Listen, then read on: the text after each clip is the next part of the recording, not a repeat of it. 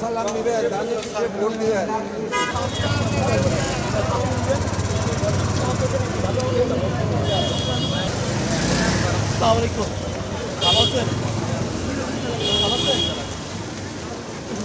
সালাম নিয়ে আসছে, দোয়া করবেন এবং ধানের শীষে একটা ভোট দিবেন।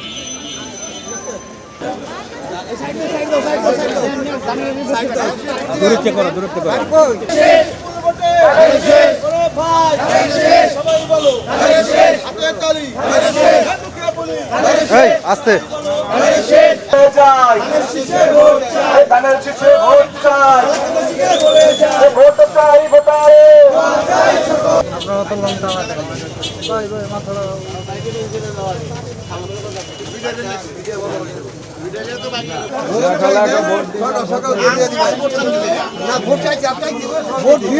জনগণকে আমি ধন্যবাদ জানাতে চাই আজকের এই মিছিলে সবাই শরীক হওয়ার জন্য।